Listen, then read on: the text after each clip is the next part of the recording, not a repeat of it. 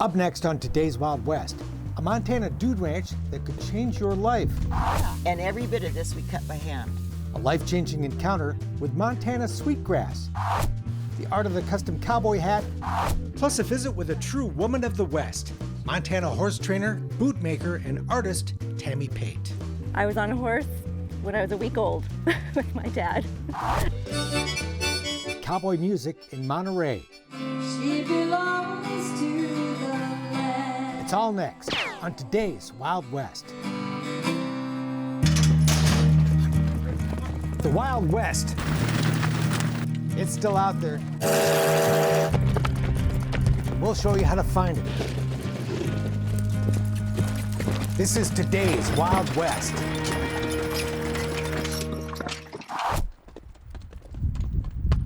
The Rocky Mountains, God's greatest sculpture.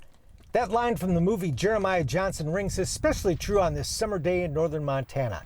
And there's no better way to gaze at the towering peaks and awesome vistas than from the back of a horse.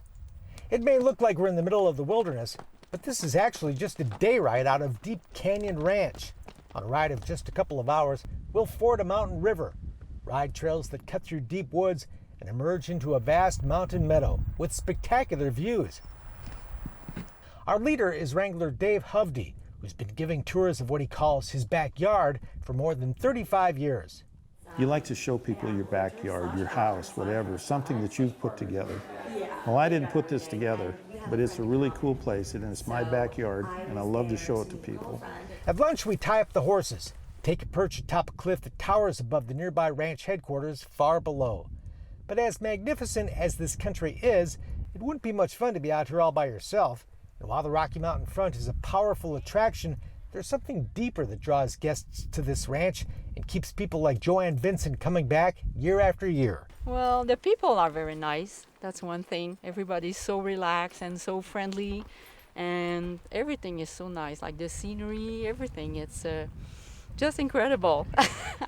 I always want to go back. I feel more home here than my own place. Yeah. Yeah. Really.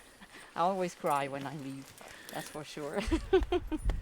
Lots of tears are shed at this place. It's really more of a refuge for the soul than anything else. We get a lot of guests, I think, that come here with a lot going on in their lives. And a lot of times it's women, surprisingly enough, that come here because they're going through something they find that they're needing to sort through. A trip to Deep Canyon is more than just a vacation, as important as that is. Time spent here gives people a chance to get out from under the pressures of day-to-day life and perhaps reflect on where their lives are going. And the wonderful family that owns this ranch believes it's their mission to help people do just that. They come, and within the first day, they're just laying it all out there, and they find an environment that they can trust. And we really feel like it is a ministry of sorts, because we just treat them like they're a friend, and we do genuinely care for what they're going through. Deborah Renteria runs the ranch with her parents Chuck and Sharon Blixrud, who've been welcoming guests to this part of the West for more than 56 years. Our mission is to help people reset their clocks. Sometimes where you're working, you can't see a solution, and then you get away from it for a little while, and so all of a sudden the answers will come. That's a lot of what I think we're here for. Now, don't get me wrong, Deep Canyon is a Western ranch. It's great to be up in the morning and watch the sun light up the surrounding granite. A cool old buffalo skull hangs from the ranch gate.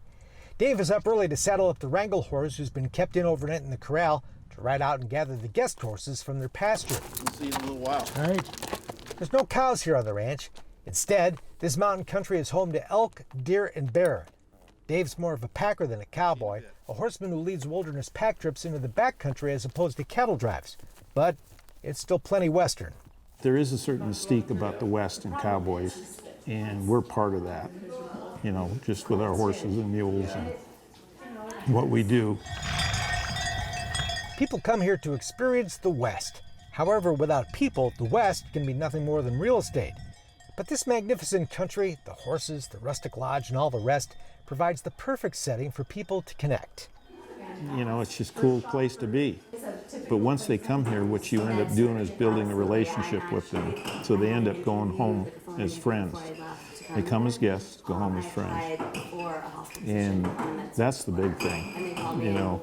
That's what causes them to come back again. You might just come back for the good food, too, like thick slices of ham and Dutch baby pancakes for breakfast. That's all a part of the experience too, is eating well. We have a long history of good cooks in our family, and so that's important to us, the standard of what comes out of the kitchen. This is a riding ranch, but the streams the horses cross are also excellent for fishing. You can hike, watch birds, explore the wildflowers, or just chill. We've got one guy from New York that comes for 3 weeks to every spring. He brings several bottles of scotch and several cigars, and he never leaves the grounds on foot by any means. He drives to town every day and gets the newspaper and comes back, and he just sits, he stays in the trap line where he can see Ear Mountain, and he's happy. He feels like he comes home. He feels like he's coming home for 3 weeks.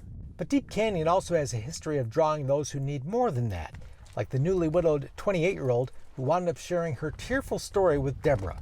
The day she was checking out, she said, I don't want to leave. And she says, I don't suppose you have something for me to do.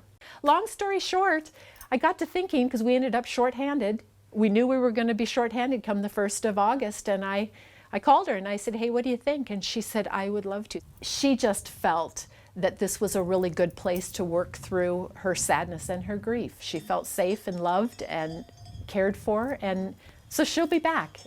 That's actually, I think, what this place does.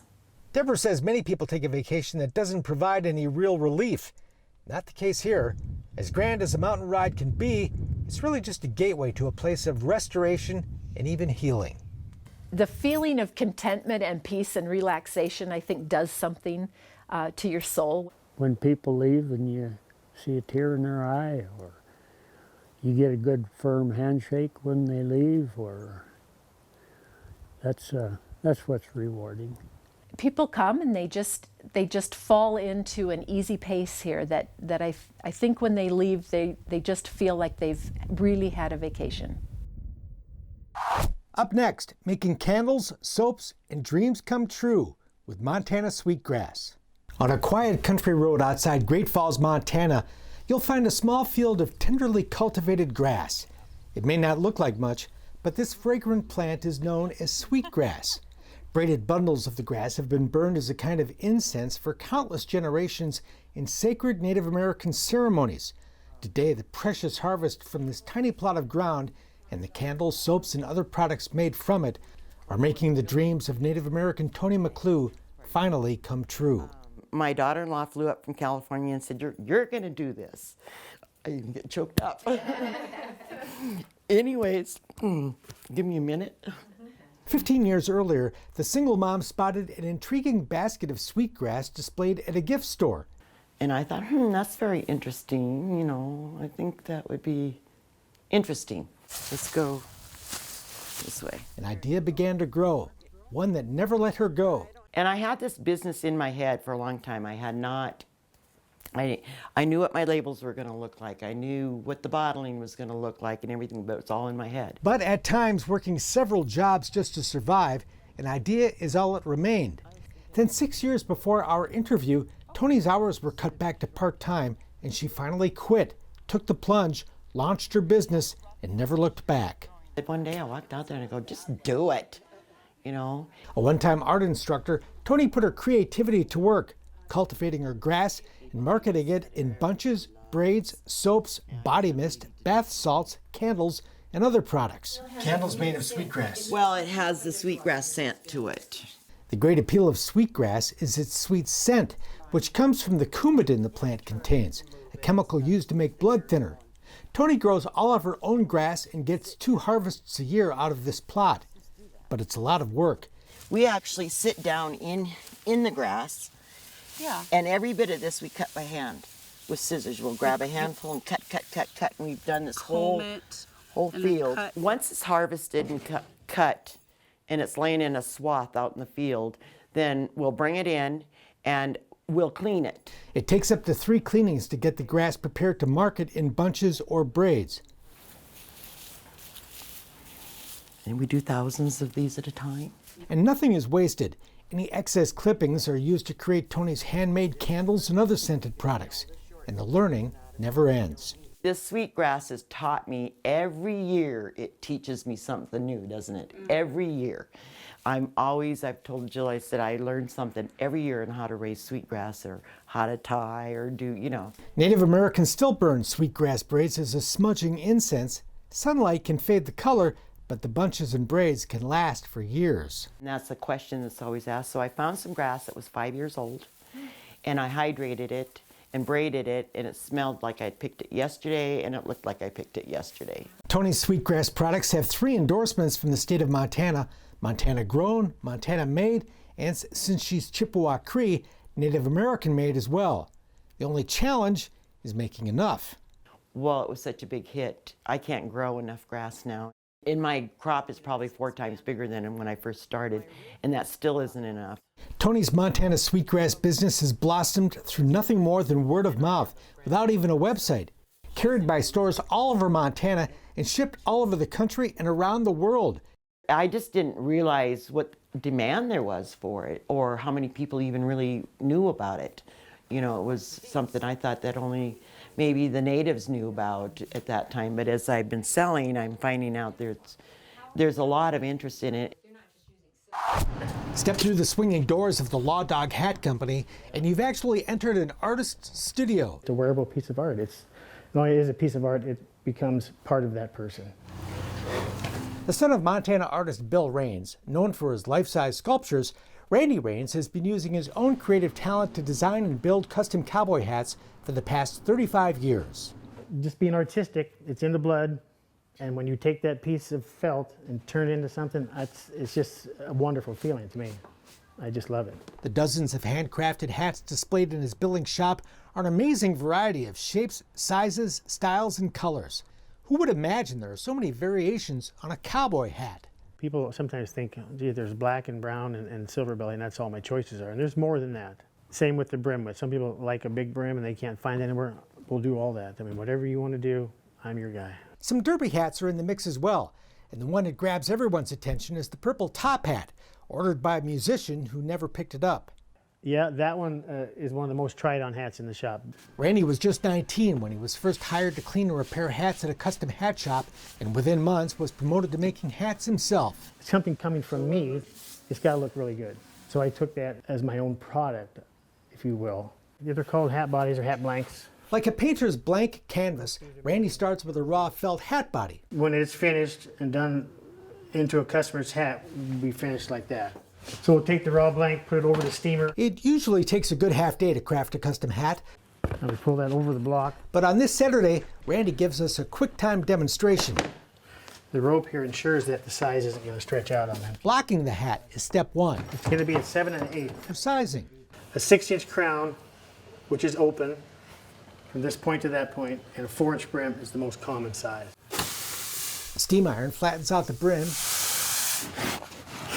which is then trimmed. And that trims it off there. Then comes the sandpaper. As long as you know what you're doing, you're not going to hurt it. You're going to make this felt smooth because it's got a rough feel to it right now. After another dose of steam and a spray or two of stiffener, shaping begins with the crease of the crown. But you want to make sure it's exactly in the middle. The fit of the hat depends on the shape of a customer's head, which come in a wide variety.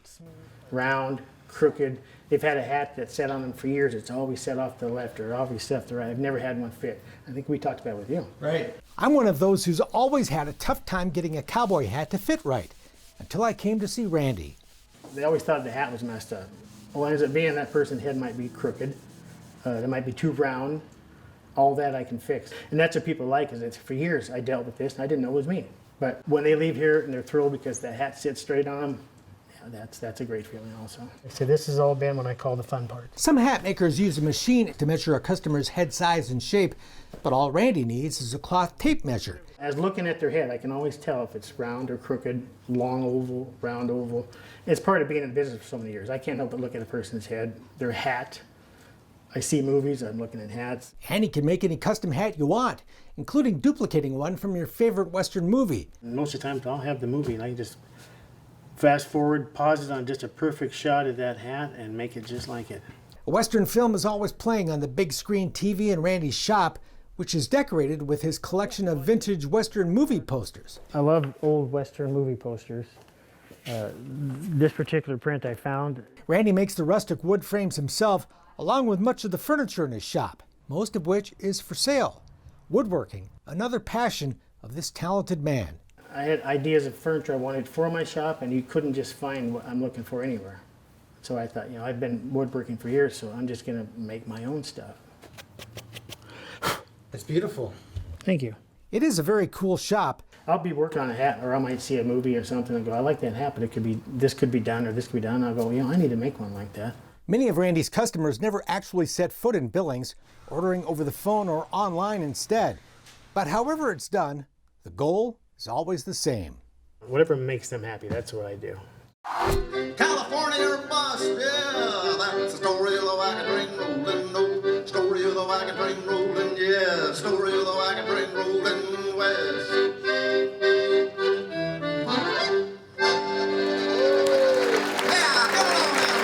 Welcome to the Monterey Cowboy Poetry and Music Festival.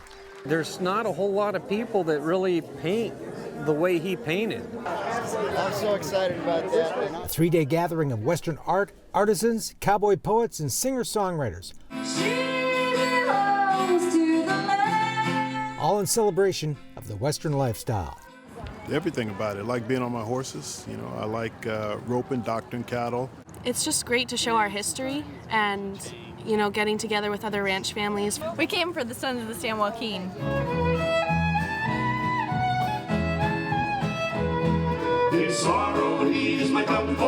The cowboy music you hear at this festival is not the country music you hear on the radio. Instead, it's stories of the cowboy life of the rural West, often told by performers who've lived it. I tell him that cowboy's a verb, not a noun.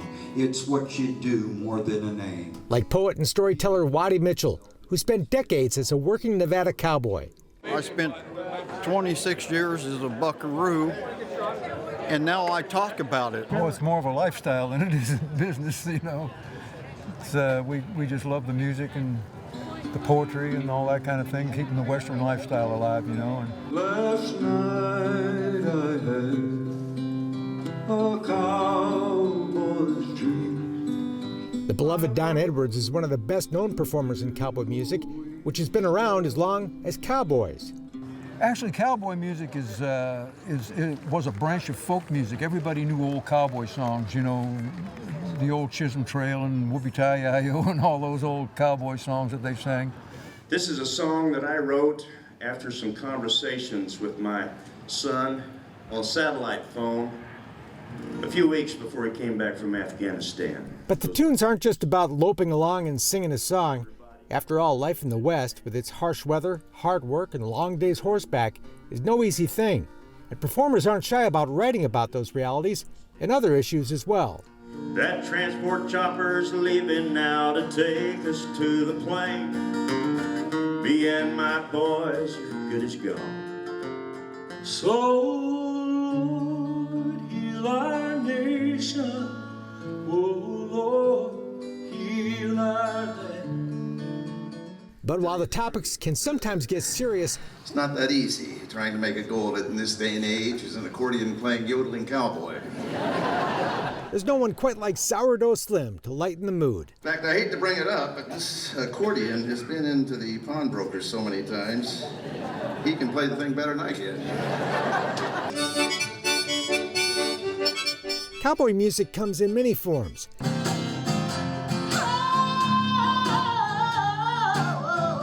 Like Kitty Moffat's serenade to a girl's best friend, her pistol. Radiating heat from her custom holster.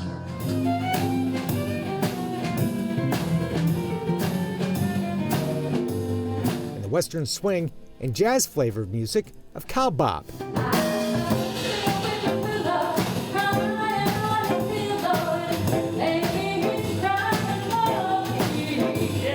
There's other talent on display at the festival as well. One of the cool things about the Monterey Festival is the gear show.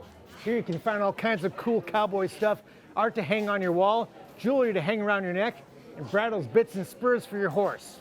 And this is our line of what we call horseshoe brand hardware that you would use on the Western gear. Colleen Watt is manning the booth for husband Jeremiah, a well-known custom saddle maker and silversmith. He does it all hand engraved. Here's a piece of his, this is a bracelet that he made many years ago. And it's filigree, which he cuts all that out of the silver after he engraves it. That was Carmel Beach. Nearby is the Western art of the late Jack Swanson. He was very much into the California history, like the bandits of California, like Joaquin Murrieta. You'll see grizzly bears being roped on Carmel Beach. Celebrating that history and heritage and its timeless values are what this festival and others like it across the country are all about. She belongs to the land.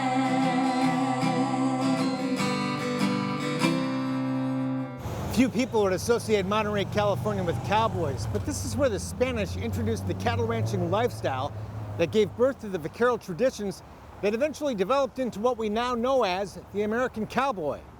The Spanish people brought the cattle here, and the Spanish people brought the horses here. So, kind of got to say that there'd be no cowboys without the Spanish culture. And we honor that here in Old Monterey. And California is a great example, historically, of the true roots of our calling. California was one of the largest cattle producing states in the nation for many, many years. And it's still a very huge competitor in the cattle industry. It's got to come from the heart. It ain't something that comes from the mind. And if the Spanish could talk, the stories they could tell.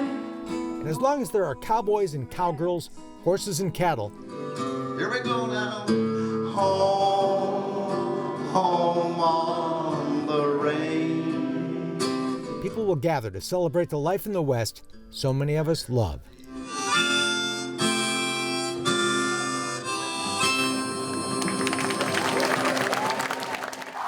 I was on a horse when I was a week old with my dad, and every day since. There's lots to love about the American West, but the best part of it all are Westerners. My dad was a rodeo steer wrestler. And there may be no better example of that than Tammy Pate. All of my summers, anytime that I could get away from my parents, I was with my grandma Betty riding. The horse trainer, cover girl, cowgirl, mother, and wife of acclaimed horse and livestock trainer Kurt Pate is also an artist, a bootmaker, and instructor of a unique program that combines yoga and horsemanship. When we're riding, what are we trying to do? Yoke or unite with another living being. We met Tammy at her family's ranch in tiny Rygate, Montana. My grandma raised 4 boys in it, and it's about 1,000 square feet. This home's been in Tammy's family for 4 generations. This was a railroad building that was moved here. Driving by what might appear to be a rather modest-looking ranch property, you'd never guess at the hard work, entrepreneurial spirit, and can-do attitude that goes on here. This was an old ice house years ago, and we have remodeled it into my boot shop. I love butterflies. Butterflies are very traditional in boots. Tammy was a newlywed living in Helena, working as a tailor and repairing some Western furniture when she asked to use the sewing machine of local bootmaker Mike Ryan. He said, I'm 5 years behind in my bootmaking orders. He said, do you want to learn to build boots? And I did. These are a couple of pairs that I built. Tammy built dozens of pairs of boots for Mike and now has all the tools and machines to make her own. They're ancient. The sole stitcher shaped the heels with. So the only nails in this boot are the nails holding on the rubber heel cap. Everything else is wood pegged and hand sewn together. Boot making was really just another expression of her artistic talent. I love to do inlays. That's my thing. That seed was planted by her beloved grandmother. I think she was 89 here. She was your mentor? Yes. Taught me everything. To cook, sew, ride. Tammy spent many a day riding with her grandmother while growing up in this country, where she also learned to rodeo My dad was a bulldogger. He was our coach. I have 2 younger sisters, and we practiced every single night. She went on to become Miss Rodeo Montana. And we had a fundraiser, and I drew that picture. And my grandpa, who owned this place, Grandpa Gene Clark, bought that. And so my grandma left it in the house, and I got it. I love art. Yeah, I want to be an artist when I grow up. Well, so is horse training just a sideline? Yeah, I think so. Actually, they're all sidelines. Her husband Kurt is a favorite subject. I love painting our life. Kurt was on the road teaching a clinic when we stopped by. Her bronc riding son Miles was down the trail somewhere too. This is Mesa. Hi, Mesa. But daughter Mesa was home from Oklahoma, where she's enjoying growing success raising bucking bulls for the rodeo business. I had a bull called Highway 12, and he was in the running for Bucking Bull of the Year. So now it's a family operation raising the bucking bulls, huh? Yes, yep, takes a village. That's a whole nother story. But training and handling cows is very similar to dealing with horses. The same principles apply working cattle or working a colt and a round pen. Balance point, pressure, flight zone. Tammy also uses those principles in her yoga and horsemanship seminars, teaching fundamentals that can be applied anywhere. The main thing that I try to get through to people is confidence. Because when we're confident, we can have fun, we can aspire to our dreams, and confidence is the hardest thing to teach, really. There's no confidence builder quite like becoming confident horseback, which can lead you to try other things. Have goals that are realistic to achieve, and then when we achieve these goals, I think that's how we build confidence. It was found on this place. Perhaps that's what the Spirit of the West is really all about, and why, as long as there are people like Tammy Pate and her family, the American West will have a great future. That's it for now. We're back next time with more cool stuff from today's Wild West. I'm Mark Bedore. We'll see you down the trail. For more information on the people and places featured in today's Wild West, or to order show DVDs and books, visit todayswildwest.com.